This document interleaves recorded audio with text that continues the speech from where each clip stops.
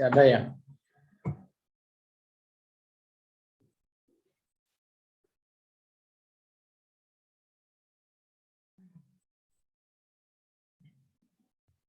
Bismillah, alhamdulillahirabbil alamin wassalatu wassalamu ala Rasulillah wa ala alihi washabihi ajmain. Wa ba'd. Puji syukur kepada Allah Subhanahu wa taala karena kita masih diberikan kesehatan, terutama dihindarkan dari musibah yang kebanyakan menimpa kaum muslimin saat ini. Semoga Allah Azza wa Jalla menjaga kita semuanya dan kaum muslimin rahimani wa rahimakumullah. Dan salawat serta salam kepada Nabi Muhammad SAW beserta para sahabat, para istri, para keluarga beliau dan sahabat serta kaum muslimin yang senantiasa istiqamah berada di atas jalan beliau. Insyaallah ta'ala pada kesempatan yang berbahagia ini kita akan membacakan hadis Al-Ba'in An-Nawawi, karya daripada Imam besar Imam An-Nawawi rahimahullah. Kita masuk kepada hadis yang ke-9.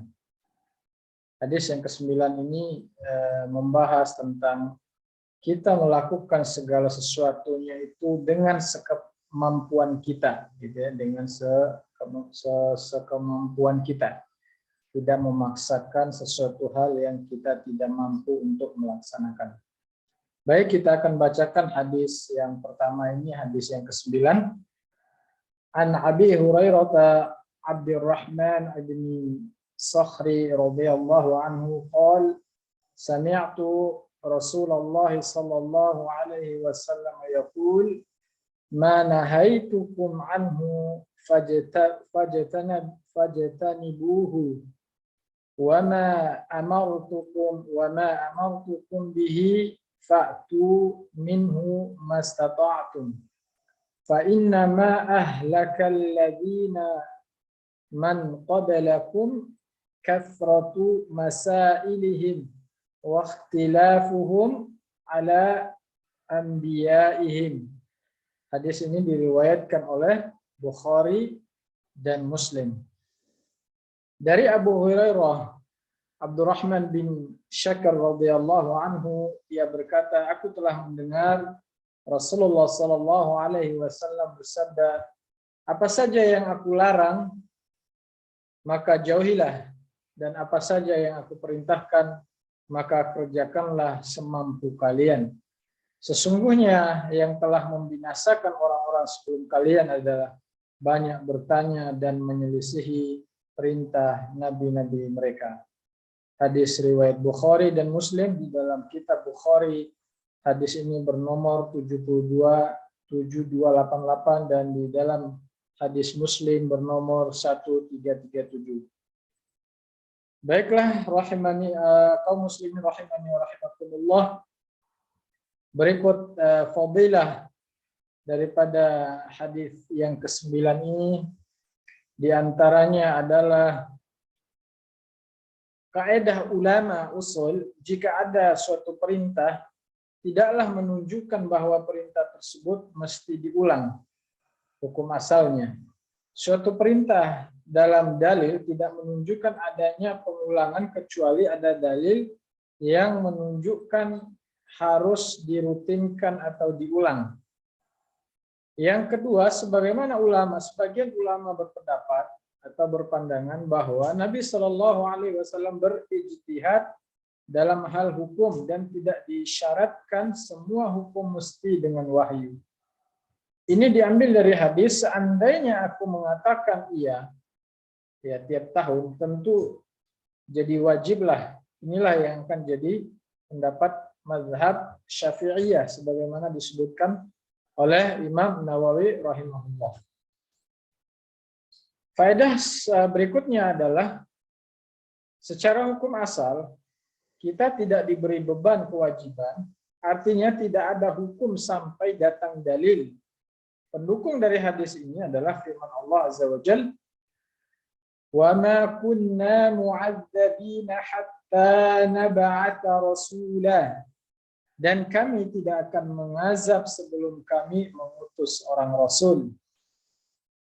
Keempat, ya, ada kaidah usul fikih dari hadis ini yang dipakai oleh para ulama, tidak ada kewajiban ketika tidak mampu. Ya. Syekh As-Sa'di rahimahullah berkata dalam bait syair kaidah fikih yang beliau susun, walaisa wahibun bila iqtidar.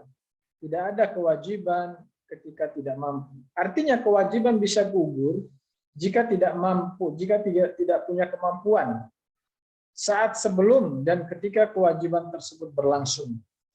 Sedangkan yang dimaksud kewajiban adalah yang dituntut oleh syariat dengan perintah yang wajib. Perkara sunnah tidak termasuk dalam hal ini. Beberapa dalil pendukung dalam hal ini, diantaranya adalah firman Allah, A'udzubillahi minasyaitonir rajim. Fattaqullaha mastata'tum. Bertakwalah kepada Allah semampu kalian. Quran surah At-Taghabun ayat 16. Ayat ini sebagai tafsiran dari ayat A'udzubillahi minasyaitonir rajim. Ya ayyuhalladzina amanu taqullaha haqqa tuqatih. Hai orang-orang yang beriman, bertakwalah kepada Allah dengan sebenar-benarnya takwa kepadanya. Ya, surah Ali Imran ayat 102. Inilah pendapat Imam Nawawi rahimahullah. Beliau menyatakan bahwa perintah bertakwa kepada Allah dengan sebenar-benarnya takwa ditafsirkan dengan ayat bertakwalah kepada Allah semampu kalian. Artinya kita diperintahkan mengerjakan suatu perintah dan menjauhi suatu larangan. Allah tidaklah memerintahkan kecuali sesuatu kemampuan kita. Begitu juga ayat yang mendukung kaidah di atas. Sebagaimana dalam firman Allah, A'udzubillahi minasyaitonir rajim. La yukallifullahu nafsan illa wus'aha.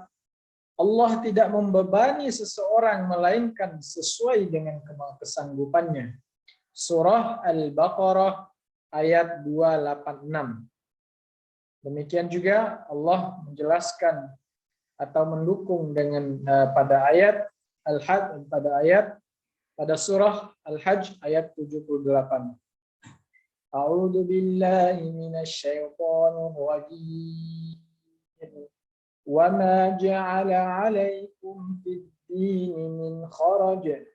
Dan dia sekali-kali tidak menjadikan untuk kamu dalam agama suatu kesempitan. Ya. Faedah berikutnya adalah wajib menahan diri dari setiap apa yang dilarang oleh Nabi SAW. Menahan diri yang terlarang ini mencakup larangan yang sedikit maupun yang banyak. Contoh, riba yang sedikit dan banyak sama-sama harus dijauhi.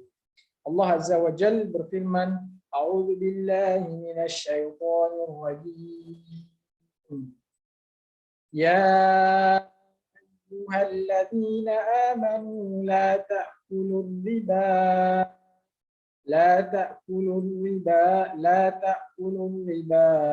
adhafun mudha'afah.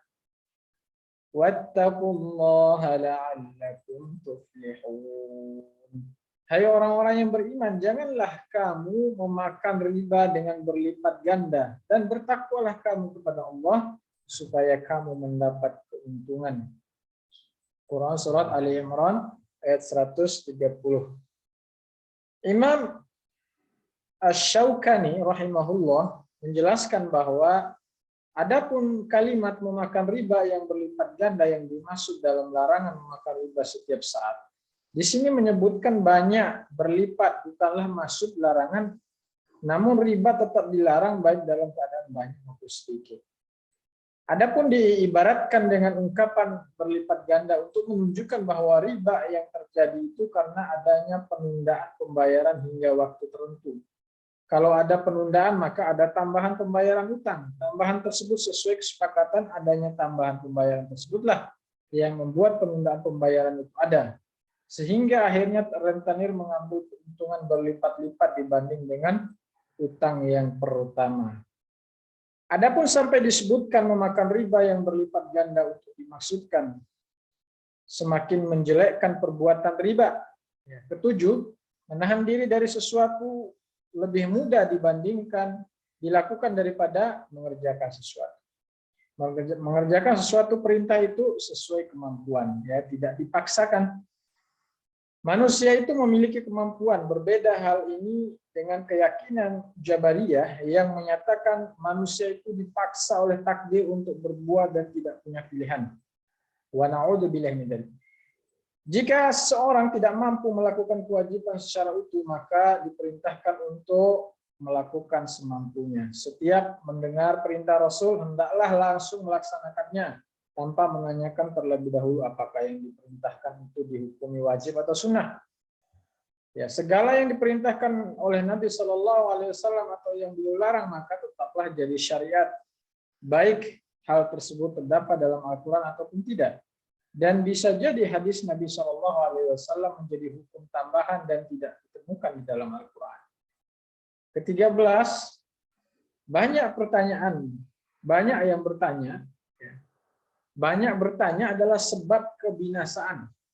Ya, contohnya adalah banyak bertanya dalam perkara yang tidak mungkin kemampuan berpikir kita sampai ke situ. Seperti permasalahan ghaib tentang nama dan sifat Allah, atau tentang keadaan hari kiamat. Di antara makna banyak bertanya pula adalah bertanya suatu masalah yang belum terjadi. Dulu para ulama tidak menyukai hal ini, dan mereka menganggap hal itu termasuk menyusah-nyusahkan diri. Ya, sebagian kaum salaf mengatakan da'na an hadza hatta yaqta'a